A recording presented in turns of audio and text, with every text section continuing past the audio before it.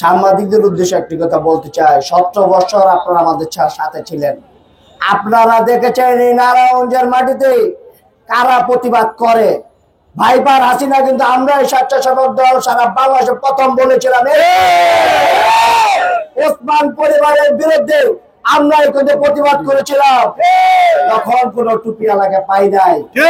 ওকে হত্যার জন্য প্রতিবাদ আমরাই করেছিলাম। নিউজ নারায়ণগঞ্জ পত্রিকা অফিসে একটা হুজুরকে খুঁজে পাই নাই যে প্রতিবাদ করে, কিন্তু আমরা ঠিকই করেছি। আমরা গণতান্ত্রিক দল, বিএনপি একটি গণতান্ত্রিক দল।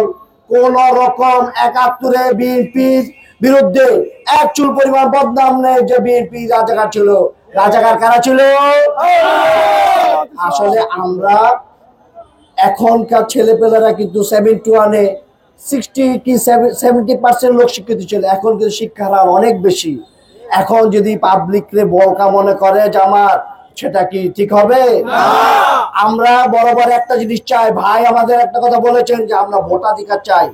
আমরা কিন্তু 17 বছর একটা জিনিসই চাই, সেটা হলো ভোট দিতে চাই। মানুষ ভোট দেয়, আমাদেরকে না দেখ সমস্যা নেই। এনসিপি কে দিলে সমস্যাটা কি?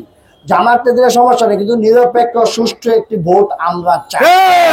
এটাই আমাদের বাংলাদেশের 20 কোটি মানুষের দাবি।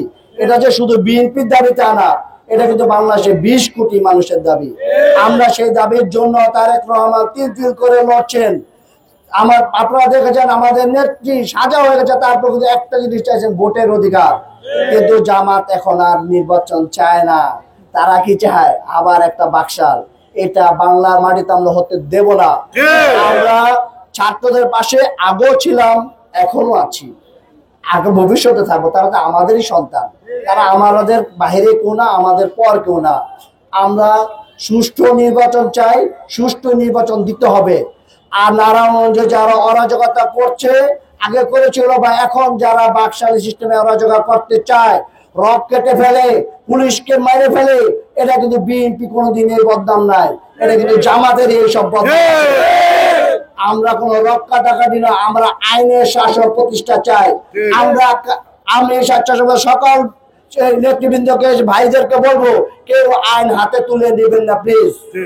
আমরা তারেক রহমানের দল, আমরা শহীদ রাষ্ট্রপতি জিয়াউর রহমানের দল আছে। আমরা কোন রকম আইন হাতে নেব না। আইন প্রতিষ্ঠিত করার জন্য তো আমরা যুদ্ধ করেছি। আমাদেরকে অনেকের বাবা মুক্তিযোদ্ধা আছে যারা সার্টিফিকেটের জন্য যুদ্ধ করে নাই, কিন্তু এই শহরে আমরাই গুলি খেয়েছি। আমরা কেন আমাদের শরীরে গুলিবিদ্ধ? আমরা আইন হাতে তুলে নেবো না। কারো কোনো আইন কেউ হাতে তুলে নেবে সেটা করতেও দেব না। ওরা প্রতিবাদ করবো। এই যে শ্রাবণ সাংবাদিক, উনি আহত হয়েছেন, গুলি খেয়েছেন, আমরাই কিন্তু খোঁজ খবর নিয়েছি। হুজুরদের দেখা যায় না। হুজুররা আমাকে ভোর রাত্রে 1টা বাজে ফোন করে অনেক নেতৃবৃন্দ বলছে, ভাই কালকে সকালে কিন্তু নাইবেন, তাহলে কিন্তু উপায় থাকবো না। আমার কালাম অবস্থা ঠিক দেয়ালে পিটে গেছে। আরে ভাই ভুলে গেছেন সেই দিনটা? এখন আমরা খারাপ হয়ে গেছি। আসলে এসব ভুলতাবাজি ছাড়েন, নামাজ পড়েন, আল্লাহর আইন কানুন মানেন। কোন রকম ফাইজলামি চলবে না। ফাইজলামি করবেন। এখন পর্যন্ত তারেক রহমানের কথাটা শুনতেছি, তারেক রহমান যদি অনলাইনটা বন্ধ করে দেয়, তাহলে কিন্তু এর সাথে জামাত নামে কোনো শব্দই থাকবে না। রাজনৈতিক দলের দেশে থাকবে না। আইনের শাসন প্রতিষ্ঠিত হতে হবে। বাধা দিবেন না। কোন আইন কেউ হাতে নেবে তা বরদাস্ত করবো না আমরা।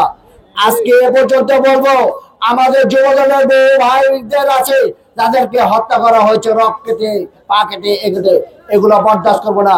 পুলিশদের অনেকে মেরে ফেলা হয়েছে, বিভিন্ন ভাবে জবাই করা হয়েছে মসজিদে। আমাদের এইসব ইতিহাস নাই। এগুলা জামাতের ইতিহাস, এগুলা জামাত এগুলাই করে।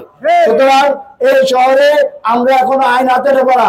আইন যদি হাতে নেই, তখন কিন্তু তারেক রহমানের যদি আমাদেরকে দায়িত্বটা বলে যে তোমরা চুপ থাকো, এতক্ষণ পর্যন্ত চুপ থাকবো, যতক্ষণ না আইন তাকে রাখবে।